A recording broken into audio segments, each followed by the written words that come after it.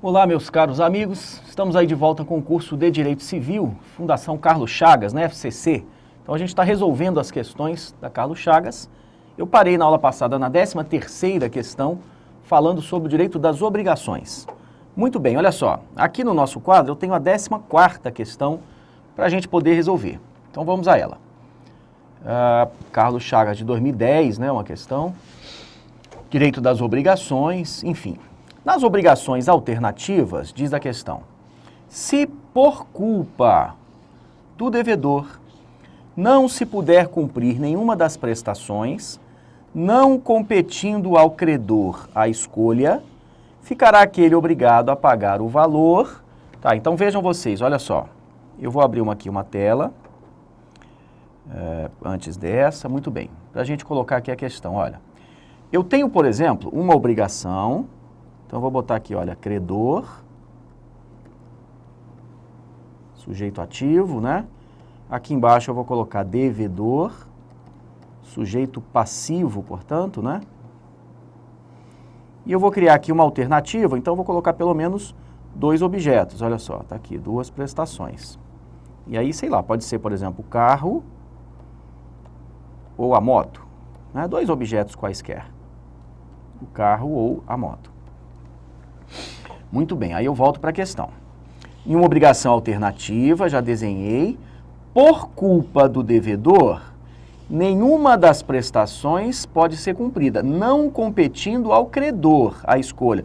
Bom, se não competir ao credor a escolha, é porque, então, olha só, a escolha cabe ao devedor. Ele é quem vai escolher, né? A escolha é do devedor. Se o contrato não falar nada, a escolha que também cabe ao devedor, hein?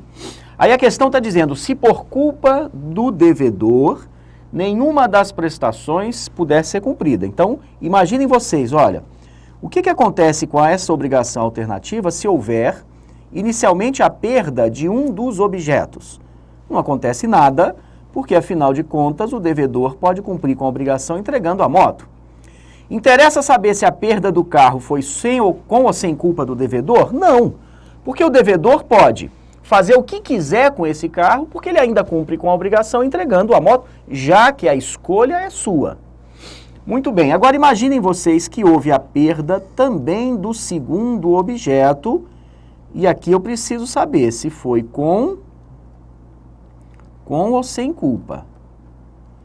A questão me fala com culpa, não é? Eu vou analisar os dois, olha.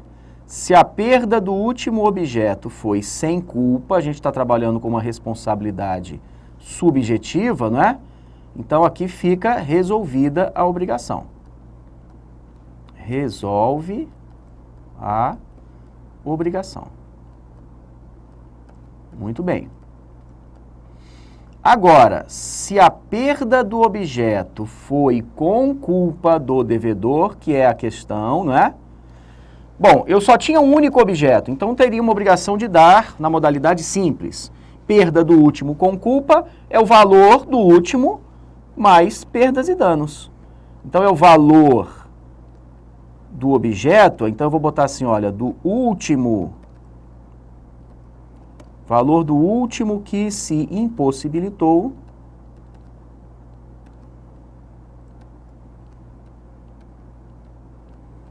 valor do último que se impossibilitou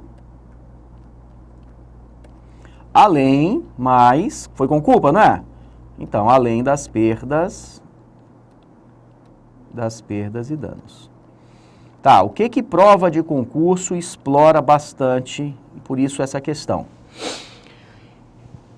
A obrigação alternativa, vejam vocês, quando a escolha cabe ao devedor, se houve perda dos objetos com culpa do devedor, a consequência está aqui, olha. O devedor fica obrigado a pagar o valor do último que se impossibilitou, mais as perdas e danos. Perazzo, e se a escolha fosse do credor, que não é o caso dessa nossa questão? Se a escolha fosse do credor, perda dos objetos com culpa do devedor, como é que ficaria a obrigação? O devedor ficará obrigado a pagar o valor de qualquer um dos objetos, já que a escolha é do credor, mais as perdas e danos. Guardem isso, hein? Obrigação alternativa, perda dos objetos com culpa. Se a escolha é do devedor, ele fica obrigado a pagar o valor do último que se impossibilitou mais as perdas e danos. Se a escolha é do credor, o devedor pagará o valor de qualquer um dos objetos, a escolha do credor, e ele vai escolher o mais caro, é óbvio, além das perdas e danos. Né? Então agora fica fácil a nossa questão, olha só. Muito bem, perda por culpa, não competindo ao credor a escolha, então a escolha é do devedor, ficará o devedor, obrigado a pagar o valor, de qualquer das duas? Não. Mais as perdas e danos que o caso determinar, isso é se a escolha fosse do credor, né? B, ficará obrigado a pagar o valor da que por último se impossibilitou, não sendo devidas as perdas e danos. Não, tá aqui, ó, a culpa, né?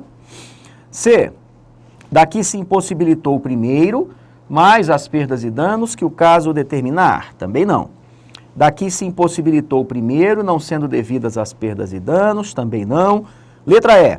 Daqui por último se impossibilitou, mais as perdas e danos que o caso determinar. Tá certo, né? Letra E, portanto, seria a alternativa correta dessa nossa 14ª questão. Muito bem, próxima, olha só. Na solidariedade ativa, solidariedade ativa, eu tenho então vários credores, né? E qualquer um desses credores pode exigir o cumprimento integral da obrigação.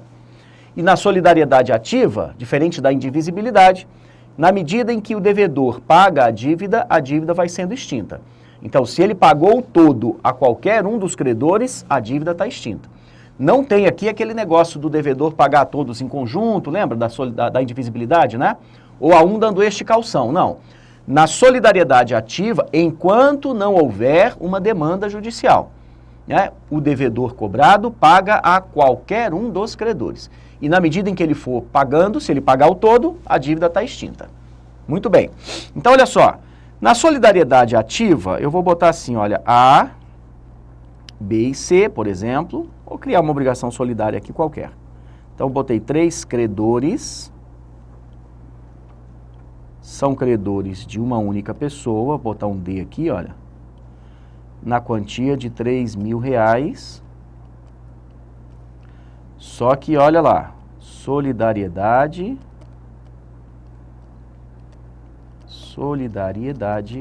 ativa.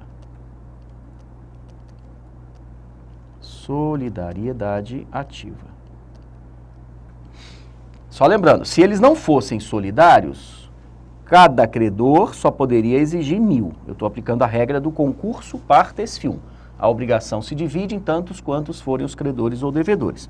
Muito bem. Se eles são solidários, significa dizer, olha só, que qualquer um desses credores aqui pode exigir os 3.000 do devedor. O devedor, ao pagar 3.000, a dívida está extinta e quem não recebeu nada vai se voltar contra quem recebeu todo, né? Essa é a regra da solidariedade. Muito bem. Na solidariedade ativa, letra A.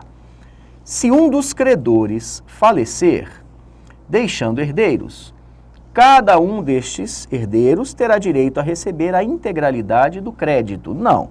Se esse C aqui, por exemplo, morreu e deixou, sei lá, 2 herdeiros, olha, H1 e H2, por exemplo, cada herdeiro somente poderá receber a sua cota à parte. Então, a letra A está errada. B de bola. Na solidariedade ativa, mais de um credor está obrigado à dívida toda. Não, peraí. Quem está obrigado é devedor, não é credor. Né? Não é obrigado. Mais de um credor poderá exigir o todo, né? Não faz sentido essa letra B aqui. Letra C. Na solidariedade ativa, mais de um devedor pode exigir a dívida toda. Aqui ele trocou credor com devedor também, né? Letra D. Convertendo-se a prestação em perdas e danos, não mais subsiste a solidariedade. Não, ao contrário. O que diferencia basicamente a solidariedade da indivisibilidade é que na indivisibilidade perde a qualidade de indivisível a obrigação que se resolver em perdas e danos. Então eu volto a aplicar a regra do concurso partes fium. Na solidariedade é o contrário. Se a solidariedade não se presume ou deriva da lei ou da vontade das partes, quando há perda do objeto com culpa de todo mundo, continua todo mundo solidário. Isso é solidariedade passiva. Se a perda do objeto for por culpa do devedor com solidariedade ativa, continuam os credores solidários, né? Então, aqui a letra D também está errada. Letra E. Na solidariedade ativa, cada um dos credores tem direito a exigir do devedor o cumprimento da prestação por inteiro. Isso é o conceito de solidariedade ativa. O que é solidariedade ativa? É quando é uma obrigação com pluralidade de credores, como eu botei aqui, olha, cada um desses credores tem o direito de exigir do devedor o cumprimento da prestação por inteiro, né? Então, essa questãozinha aí, letra E, questãozinha bastante tranquila para nós, né? Vamos lá, próxima, FCC, TRF da primeira região, a questão de analista judiciário. Em conformidade com o Código Civil Brasileiro, com relação às obrigações de dar, é correto afirmar. Então tá, ele está perguntando sobre a obrigação de dar. Só lembrando que a obrigação de dar pode ser dar coisa certa, quando o objeto é individualizado, ou incerta, quando eu estou no gênero, e aí o gênero não perece. E quando eu estou estudando a obrigação de dar coisa certa, eu ainda posso colocar em uma obrigação de dar, propriamente dita, que você vai entregar e com isso transferir propriedade, ou de restituir, onde não há transferência de propriedade e o credor sempre foi proprietário. Nas obrigações de dar coisa certa, eu aplico a regra do res peri indômino. Então, em havendo a perda sem culpa, o prejuízo fica com o proprietário. Nas de dar, propriamente dito, o proprietário ainda é devedor, então ele absorve o prejuízo. Na de restituir, o proprietário sempre foi credor, ele não transferiu propriedade, então ele, credor, absorverá o prejuízo, o eventual prejuízo, né? Vamos lá, vamos ver o que a questão diz. Letra A. Se a obrigação for de restituir, devolver coisa certa, então eu emprestei o meu carro para alguém passar o final de semana, na segunda-feira esse alguém tem que devolver o meu carro. E esta, sem culpa do devedor, se perder antes da tradição, na verdade o melhor era falar devolução, né? A obrigação não se resolverá, mas responderá este por perdas e danos.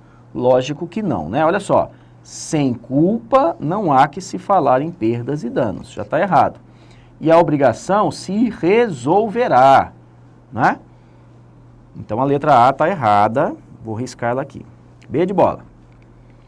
Nas obrigações de dar coisa incerta, gênero não perece, determinadas então pelo gênero e pela quantidade, em regra, a escolha pertence ao devedor. Eu vou guardar essa daqui, porque olha só, cuidado, porque o legislador vai dizer assim, olha, não havendo estipulação em contrário nas obrigações de dar coisa incerta, a escolha cabe ao devedor, que não poderá dar a pior, nem será submetido a dar a melhor. A gente lê esse artigo e aí a gente tende a dizer assim, a escolha cabe ao devedor. Não. A escolha cabe ao devedor se outra coisa não se estipulou. É o legislador falando, ao invés de me dar a regra, ele me dá a exceção da regra. Se outra coisa não se estipulou, aí sim, a escolha caberá ao devedor.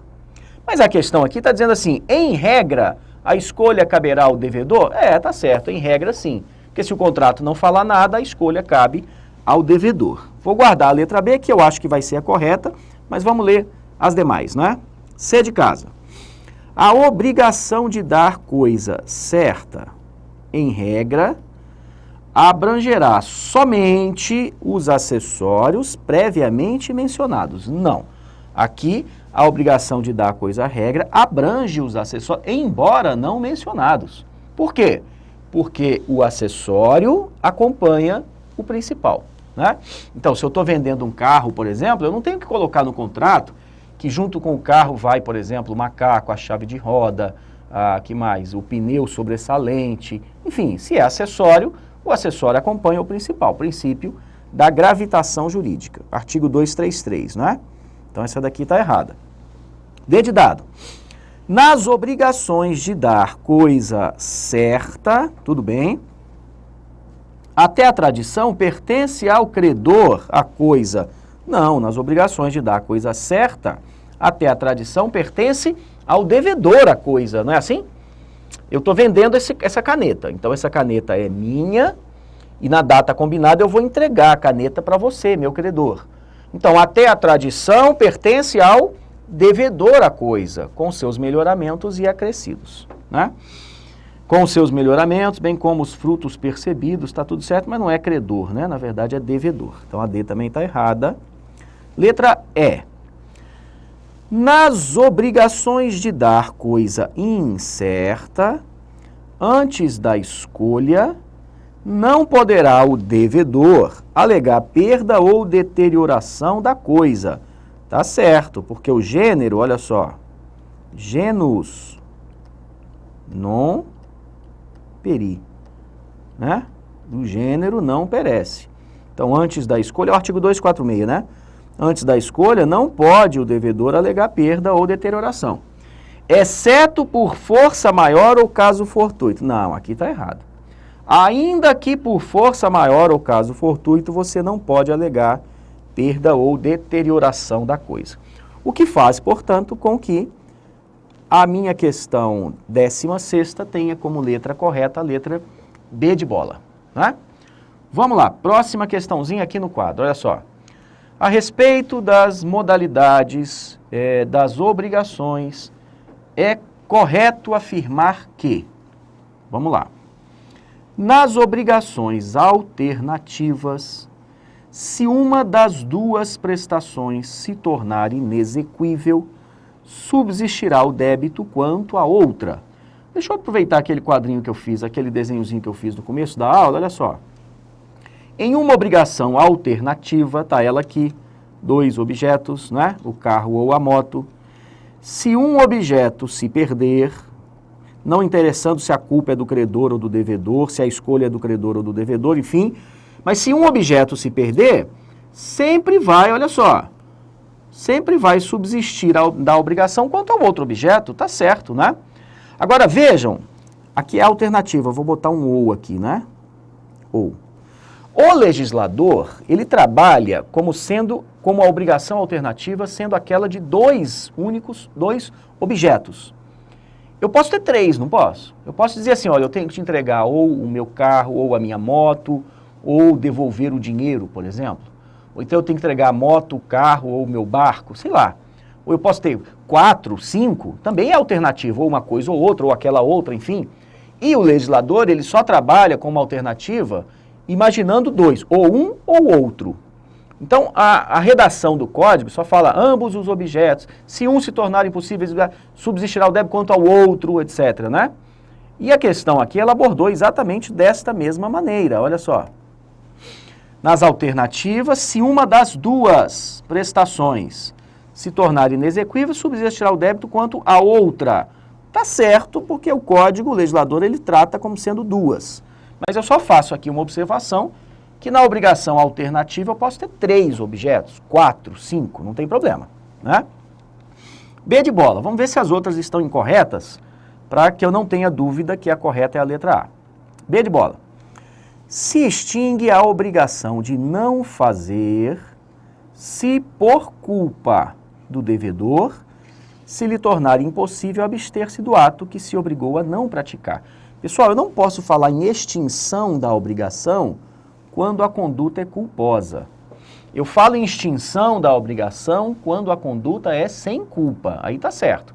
Então, por exemplo, eu combinei de não levantar o muro com o meu vizinho.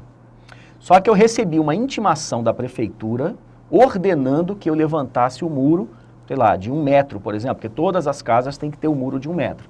Então, aí sim, eu vou descumprir a obrigação de não fazer sem culpa. Então, a obrigação de não fazer está extinta. Agora, quando é com culpa, eu não posso falar em extinção da obrigação, né? Por quê? Porque em algumas obrigações de não fazer é possível você reverter.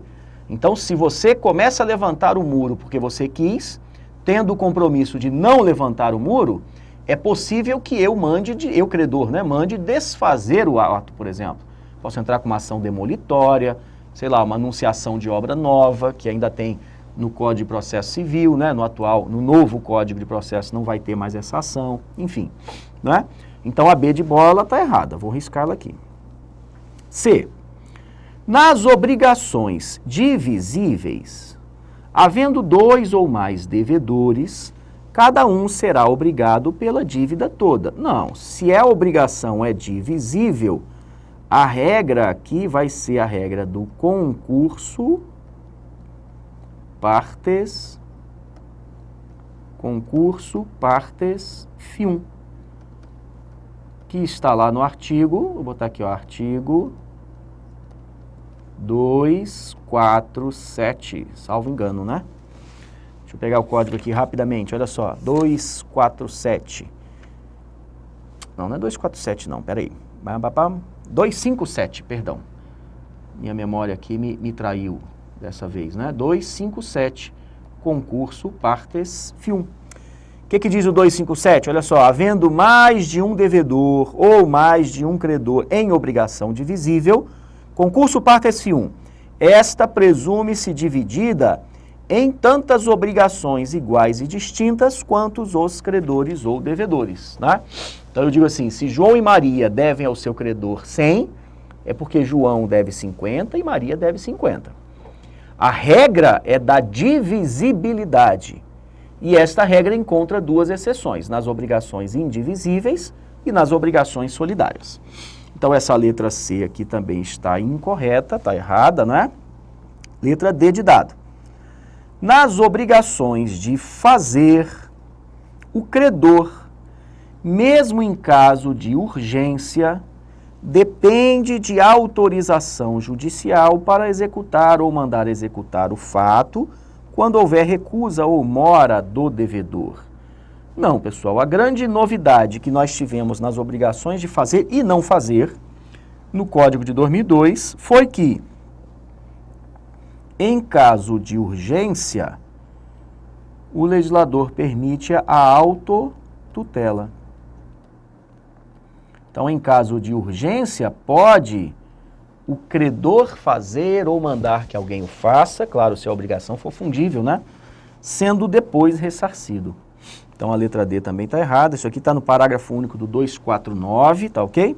Letra E. A obrigação solidária não pode ser pura e simples para um dos co-devedores e condicional ou a prazo ou pagável em lugar diferente para o outro. Não. O contrário, né? É só tirar esse não aqui para a questão ficar certa. A obrigação solidária, ela pode sim, não é o contrato que está disciplinando? Então, o contrato pode dizer que a obrigação solidária, por exemplo, para o João vence amanhã, para o Joaquim só vai vencer no final do mês, para o Pedro ele só vai ser devedor solidário se não passar no vestibular, enfim, é o contrato que vai decidir, né? Então, ela pode ser pura e simples para um, condicional, ou a prazo, ou pagável em local diferente para o outro. Então, o que faz, e aí sem dúvida, né, que a resposta correta dessa 17ª questão seja a letra A. Tá ok? Vamos lá, próxima questãozinha, 18ª. Carlos Chagas também, é óbvio, com relação à obrigação de dar coisa certa e incerta, é correto afirmar que. Então, ele está atrás da alternativa correta, não é? Muito bem. Letra A. Se a obrigação for de restituir coisa certa, e esta sem culpa do devedor, se perder antes da tradição, responderá o devedor pelo equivalente mais perdas e danos. Olha só. O objeto se perdeu sem culpa. Se é sem culpa, a obrigação fica resolvida, não é? Resolve a obrigação. Então, não tem essa de responder por perdas e danos, não. A obrigação está resolvida. Responderá o devedor pelo equivalente mais perdas e danos? Não. Perdas e danos é só com culpa. E tem mais. Nem pelo equivalente vai responder, tá certo? Prejuízo aqui, a obrigação está resolvida e o prejuízo aqui é do proprietário, que neste caso é o credor. resguardados os direitos do credor até o dia da perda. Tão somente isso. Né? O 238 do Código, né? Então essa A está errada. B de bola. Deteriorada a coisa, não sendo o devedor culpado... Bom, então peraí. Não sendo o devedor culpado, ele está dizendo que foi sem culpa do devedor, o objeto está deteriorado, hein? Não poderá o credor resolver a obrigação, devendo aceitar a coisa abatido de seu preço o valor que se perdeu. Espera aí. O objeto está deteriorado e o devedor não teve culpa. Não poderá o credor resolver a obrigação, devendo aceitar a coisa abatido de seu preço o valor que se perdeu. Não, pessoal, não é deterioração. Se é deterioração, eu tenho sempre duas opções. Porque quando há perda, eu só fico com uma opção. Se for com culpa, perdas e danos, se for sem culpa, resolve. Quando eu falo em deterioração, sempre me abre duas opções. Quais seriam? Eu não comprei o objeto deteriorado, então a gente resolve. Ou eu posso ficar com o objeto abatendo do seu valor, do seu preço, o valor que se perdeu. É claro, só não posso cobrar em nenhuma das duas hipóteses perdas e danos, porque o objeto está deteriorado sem culpa. Né? Guarda essa daqui e vamos para a letra C. A obrigação de dar coisa certa, em regra, não abrange os acessórios dela não mencionados. Essa daqui a gente já fez uma parecida e a gente já sabe que o acessório acompanha o principal, né? Letra D. Até a tradição pertence ao devedor a coisa, com seus melhoramentos e acrescidos, pelos quais poderá exigir aumento no preço. Se o credor não concordar, a obrigação fica resolvida. Só vou fazer uma observaçãozinha nessa questão aqui, olha só. O título diz assim, com relação à obrigação de dar coisa certa e incerta, né? A letra B, ele fala deteriorada a coisa, não sendo... Só que ele não está dizendo se é a obrigação de dar ou de restituir. A letra D de dado, a mesma coisa. Até a tradição pertence ao devedor a coisa, se eu tiver... É o 237, né? Se eu estiver diante da obrigação de dar. Porque se a obrigação for de restituir, está errado. Até a tradição vai pertencer ao credor, que ele não transferiu propriedade, né? Então, essa questãozinha aqui, o examinador ele poderia ter tido uma preocupação maior, né? Letra E. Os frutos percebidos são do credor, cabendo ao devedor os pendentes. Bom, aqui ele também não disse em qual tipo de obrigação, mas se ora será dado o credor, ora será do devedor, eu entendo que é a obrigação de dar, né? Na modalidade dar propriamente dita. E aí, ao contrário, os percebidos são do devedor e o credor tem os pendentes, tá certo? Então, a letra D aqui é a correta, mas essa questão, eu repito, ela não é que está mal formulada, ele só foi colocando aqui os artigos da lei e o examinador não disse que ele deveria ter dito. Se a gente tem que analisar com base numa obrigação de restituir ou numa obrigação de dar propriamente dita, tá ok? Mas é a letra D a correta. Vou fazer um intervalo aqui e a gente volta já já, então, continuando aí as questões que envolvem o direito das obrigações. Um forte abraço, bons estudos.